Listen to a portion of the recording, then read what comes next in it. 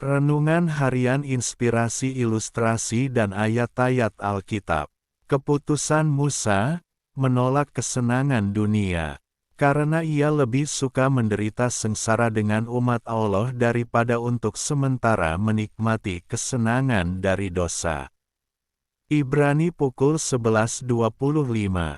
Orang-orang dunia acap kali menilai harga seseorang dari harta, gelar, popularitas, pangkat, atau kedudukan.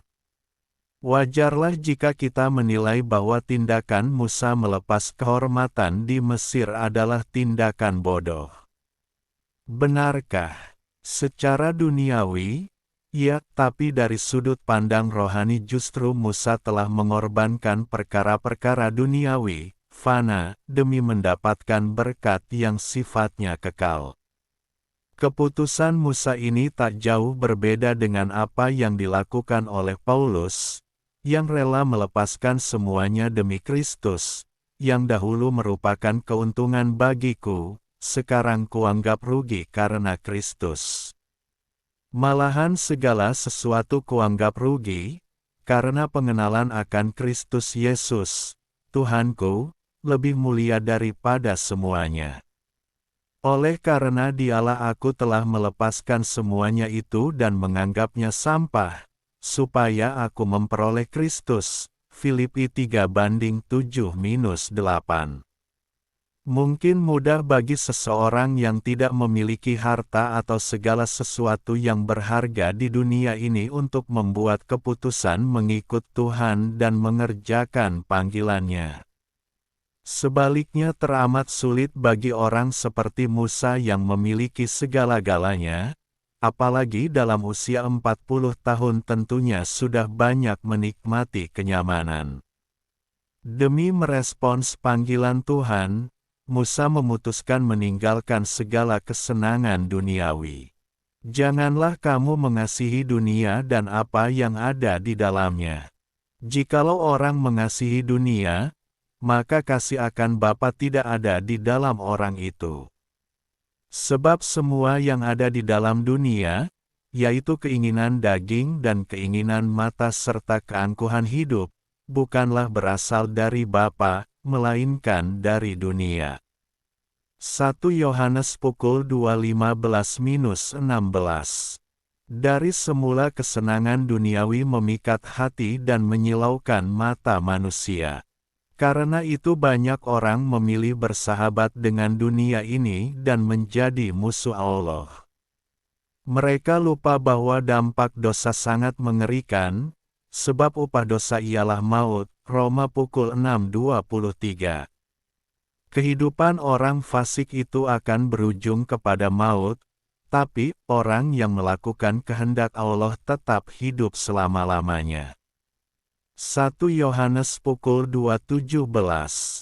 Mana yang kita pilih? Memilih kesenangan dunia tapi berujung maut atau kita bertekad untuk meninggalkan dosa seperti Musa? Meneruskan perjalanan dengan sukacita, dan setelah mereka keluar dari air, Roh Tuhan tiba-tiba melarikan Filipus dan sida-sida itu tidak melihatnya lagi.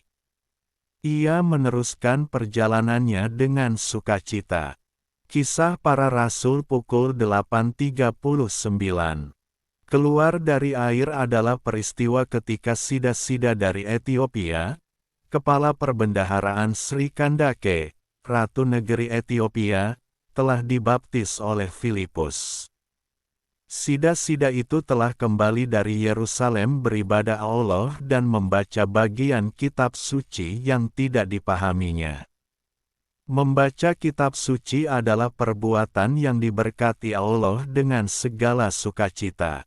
Filipus menjelaskan ayat itu kepadanya dan menerangkan tentang Kristus kepadanya sehingga ia percaya kepada Tuhan Yesus Kristus dan memberi dirinya untuk dibaptis. Roh Tuhan membawa Filipus untuk pergi melanjutkan tugas pemberitaan Injil, hilang dari pandangan sida-sida dari Ethiopia tetapi tetap bersama dalam Roh Kristus.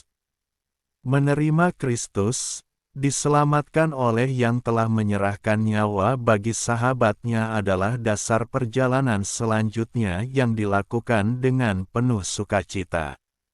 Maka orang-orang yang dibebaskan Tuhan akan pulang dan masuk ke Sion dengan sorak-sorai, sedang sukacita abadi meliputi mereka, kegirangan dan sukacita akan memenuhi mereka, duka dan keluh akan menjauh. Yesaya 51:11. Keputusan Musa, melepas kehormatan dunia. Karena iman maka ia telah meninggalkan Mesir dengan tidak takut akan murka raja. Ia bertahan sama seperti ia melihat apa yang tidak kelihatan. Ibrani pukul 11:27. Setiap saat dalam hidup ini kita selalu dihadapkan pada banyak hal di mana kita harus membuat pilihan atau keputusan, mulai dari keputusan-keputusan kecil yang tampaknya sepele, sampai kepada keputusan-keputusan besar yang sifatnya sangat penting yang berdampak besar dalam kehidupan kita di kemudian hari. Semisal saat dihadapkan pada kesempatan, entah kesempatan berdoa, membaca Alkitab, atau melayani Tuhan, akankah kita gunakan kesempatan itu sebaik mungkin, ataukah kita membuang kesempatan tersebut? Semua sangat bergantung pada keputusan kita. Sebab seperti orang yang membuat perhitungan dalam dirinya sendiri demikianlah ia. Amsal 23:7a. Mari belajar dari kehidupan Musa. Kita tahu sejarah Musa hingga ia bisa sampai ke Mesir. Ketika anak itu telah besar, dibawanyalah kepada putri Fir'aun, yang mengangkatnya menjadi anaknya. Keluaran pukul 2:10. Alkitab pun mencatat, dan Musa dididik dalam segala hikmat orang Mesir, dan ia berkuasa dalam perkataan dan perbuatannya. Kisah Para Rasul pukul 7:22. Selama 40 tahun Musa hidup di istana Mesir, suatu negeri yang kaya dan maju. Karena itu tidaklah mengherankan bila Musa mendapatkan pendidikan tinggi dan juga keahlian. Musa benar-benar menjadi orang yang sangat beruntung. Namun kesemuanya itu tidak membuatnya lupa terhadap bangsa Israel. Justru panggilan Tuhan terhadap dirinya terus berkobar-kobar. Usia 40 tahun menjadi titik balik dalam hidup Musa di mana ia membuat sebuah keputusan yang sangat penting yang sangat menentukan masa depannya dan juga bangsanya. Karena iman maka Musa, setelah dewasa, menolak disebut anak putri Fir'aun, ayat 24. Menolak disebut anak putri Fir'aun berarti Musa harus siap menanggung resiko yaitu kehilangan harta, kehormatan, dan kedudukan. Secara manusia keputusan yang diambil Musa dengan mengorbankan semuanya adalah sebuah kerugian besar. Marilah kita meneladani Musa yang rela melepas kehormatan dunia, yaitu kekuasaan dan statusnya sebagai anak putri Fir'aun demi merespons panggilan Tuhan. Ilustrasi, catatan kecil di kebun belakang. Seorang bapak memiliki sebuah kebun kecil di belakang rumahnya yang ditanami berbagai jenis sayuran. Setiap pagi, sebelum mulai menyiram dan merapikan tanaman, dia memiliki satu kebiasaan unik. Dia selalu membawa selembar kertas kecil dan sebuah pulpen di kantong bajunya. Saat mulai berjalan mengitari kebunnya yang asri, dia mulai memperhatikan sekitar dan menuliskan hal-hal kecil yang dia temukan. Di kertas itu dia menulis, pagi ini tunas cabai rawit yang ditanam minggu lalu akhirnya muncul ke permukaan. Sinar matahari pagi ini sangat pas, tidak terlalu terik. Ada seekor burung gereja hinggap di pagar dan berkicau merdu sekali. Anak laki-lakinya yang masih remaja sering melihat kebiasaan sang bapak. Suatu hari, karena penasaran, si anak bertanya, "Pak, buat apa sih setiap hari mencatat hal-hal kecil seperti itu? Kebun kita kan luasnya cuma segini, dan pemandangannya juga sama saja setiap hari." Bapaknya tersenyum, lalu memperlihatkan kertas catatannya hari itu. "Begini, Nak, kalau kita tidak sengaja mencatatnya, mata kita cenderung hanya melihat hal-hal yang besar atau hal yang kurang saja. Kita sering lupa kalau hari ini udara sangat segar, atau kalau tanaman kita sebenarnya bertumbuh sedikit demi sedikit setiap hari."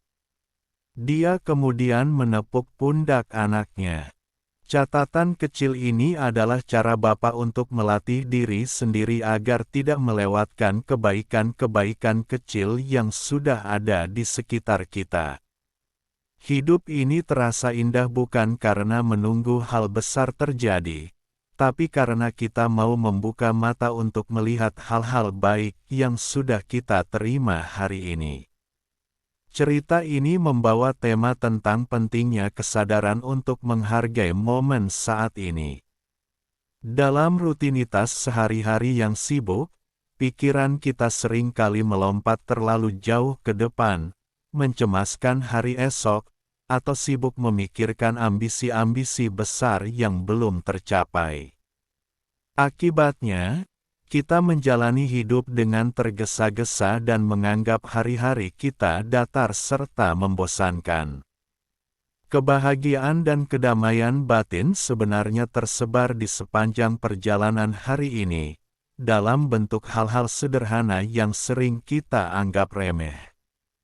Kehadiran keluarga yang sehat, makanan di meja, atau sekadar waktu luang untuk bernapas dengan tenang adalah berkat yang nyata.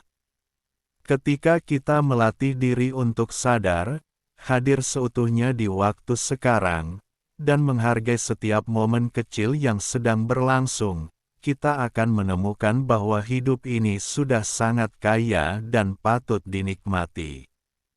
Inilah hari yang dijadikan Tuhan. Marilah kita bersorak-sorak dan bersukacita karenanya. Mazmur 118:24